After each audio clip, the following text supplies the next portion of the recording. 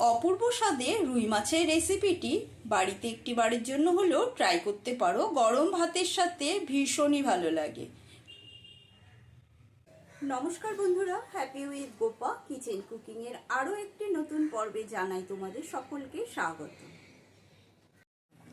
আলু দিয়ে রুই মাছের ঝোল তো আমরা বাড়িতে সকলেই বানিয়ে খেয়ে থাকি, কিন্তু আজকে ভাবলাম একটু অন্য স্বাদের আলু দিয়ে রুই মাছের ঝোলটা বানাই। তার জন্য এখানে আমি 6 পিস রুই মাছ নিয়েছি। রুই মাছে নুন আর হলুদ মাখিয়ে নিয়েছি। গ্যাসে একটা পাত্রে কিছুটা গরম জল বসিয়েছি। এই গরম জলের মধ্যে দিয়ে দেব লবণ। এই লবণ জলের মধ্যে প্রথমে আলুটা আমি একটু সেদ্ধ করে নেব।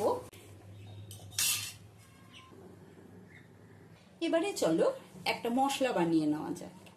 এখানে আমি একটা বড় সাইজের পেঁয়াজ বড় বড় করে টুকরো করে নিয়েছি। পেঁয়াজটা দিয়ে দিলাম। দিয়ে দেব 2 কোয়া রসুন।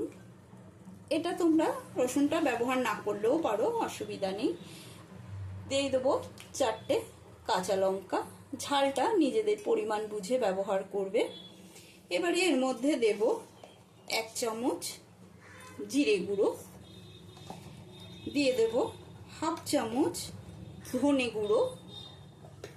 আর দিয়ে দেব 1/2 চামচ পোস্ত। সমস্ত কিছু দিয়ে পেস্ট বানিয়ে নেব। সমস্ত কিছুর পেস্ট বানিয়ে নেওয়া হয়ে গেল। এবার পেস্টটা ঢেলে নেব। এবারে একটা বড় সাইজের টমেটো নিয়েছি। টমেটোটা পেস্ট বানিয়ে নেব। আলু প্রায় সেদ্ধ হয়ে গেছে, বেশি সেদ্ধ করিনি, হালকা সেদ্ধ করে নিয়েছি। এবার নামিয়ে জলটা ঝরিয়ে নেব। গ্যাসে একটা কড়াই বসিয়েছি। কড়াইয়ের মধ্যে দিয়ে দেব সর্ষের তেল। সর্ষের তেলটা ভালো করে গরম হয়ে গেছে। এবার তেলের মধ্যে দিয়ে দিচ্ছি সামান্য লবণ। লবণটা দিয়ে দিলে মাছ যখন ভাজবো তখন আর কড়াইতে লেগে ধরবে না। অনেক সময় মাছ লেগে ধরে। এবারে দিয়ে দিচ্ছি লবণ আর হলুদ মাখানো মাছগুলো।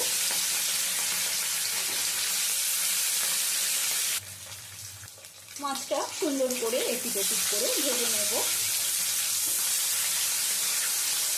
মাছগুলো সব ভাজা হয়ে গেছে, এবারে তুলে নেব। বাকি মাছগুলো ভেজে তুলে নেব। সমস্ত মাছগুলো ভেজে তুলে নেওয়ার পরে ওই তেলের মধ্যে দিয়ে দিচ্ছি একটা পেঁয়াজ কুচি। এটা একটা বড় সাইজের পেঁয়াজ কুচি করে কেটে নিয়েছি। মোট রান্নাতে আমি 2টো পেঁয়াজের ব্যবহার করেছি। পেঁয়াজটা তাড়াতাড়ি নরম হওয়ার জন্য দিয়ে দেবো সামান্য লবণ। লবণ দিয়ে পেঁয়াজটা ভেজে নেব। পেঁয়াজটা লাল করে ভেজে নিয়েছি। এবারে পেঁয়াজ ভাজাটা আমি তুলে নেব। ভাজা পেঁয়াজটা তুলে নেওয়ার পরে যে অবশিষ্ট তেল রয়েছে সেই তেলের মধ্যে সেদ্ধ করে নেওয়া আলুটাও ভেজে নেব। আলুটা দিয়ে দিলাম সামান্য লবণ। আর দিয়ে দেবো সামান্য হলুদ গুঁড়ো। লবণ আর হলুদ দিয়ে আলুটা ভেজে নেব। আলুগুলো সমস্ত লাল করে ভেজে নেওয়া হয়ে গেছে। এবার আলুগুলো তুলে নেব। ভাজা আলুগুলো তুলে নেওয়ার পরে কড়াইতে আরো 2 চামচ সর্ষের তেল দিয়েছি। এবার ওই তেলের মধ্যে ফোড়ন দিয়ে দিচ্ছি একটা শুকনো লঙ্কা আর কালো জিরে। কালো জিরে শুকনো লঙ্কা ফোড়নের থেকে সুন্দর গন্ধ বেরোলেই প্রথমেই দিয়ে দেবো আমি বেটে রাখা টমেটো। টমেটো পেস্টটা দিয়ে ভালো করে নেড়ে চেড়ে নেব টমেটোর কাঁচা গন্ধটা চলে যাওয়া পর্যন্ত। টমেটোর কাঁচা গন্ধটা চলে যাওয়ার পরে দিয়ে দিচ্ছি বেটে রাখা পেঁয়াজ, কাঁচা লঙ্কা, 2 কোয়া রসুন, পোস্ত, জিরে, ধনের গুঁড়ো সমস্ত কিছু দিয়ে যে পেস্ট বানালাম সেই পেস্টটা দিয়ে দিলাম। পেস্টটা দিয়ে একটু নেড়ে চেড়ে নেব।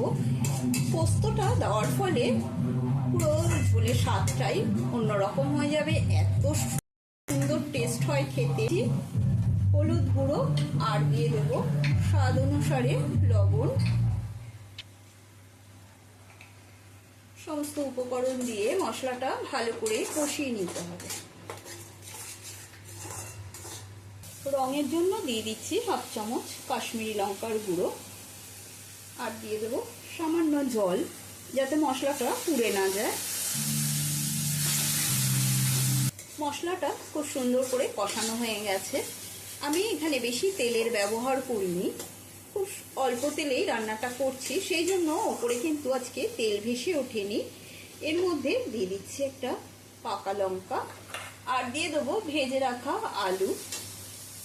ভেজে রাখা আলুটা দেওয়ার পরে দিয়ে দেবো সামান্য জল। সামান্য জল দিয়ে আলুর সাথে মশলাটা আরো কিছুক্ষণ কষিয়ে নিতে হবে। আলুর সাথে মশলাটা ভালো করে কষানো হয়ে গেছে। এবারে দিয়ে দেবো এর মধ্যে জল। জলের পরিমাণটা নিজেরা পছন্দ মতন দেবে, কে কতটা ঝোল খাবে সেই বুঝেই দেবে। যদি চ্যানেলে নতুন বন্ধু হয়ে থাকো তবে চ্যানেলটি সাবস্ক্রাইব করে নেওয়ার অনুরোধ রইল। আর যদি ফেসবুক থেকে দেখো তবে পেজটি ফলো করার অনুরোধ রইল। আমি এখানে 2 বাটি জল দিলাম।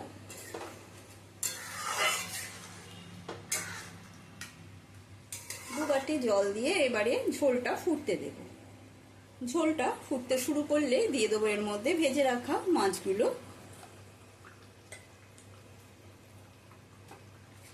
সমস্ত মাছগুলো দিয়ে আবারও একটু নেড়ে নেব। নেড়ে চেড়ে নিয়ে মাছটাও একটু ফুটতে দিতে হবে। মাছটা ফুটতে শুরু করলে এখন দিয়ে দেবো আমি এর মধ্যে ভেজে রাখা পেঁয়াজটা। ভেজে রাখা পেঁয়াজটা দিয়েও নেড়ে চেড়ে নেব। আজকের মতো রেসিপিটি কমপ্লিট।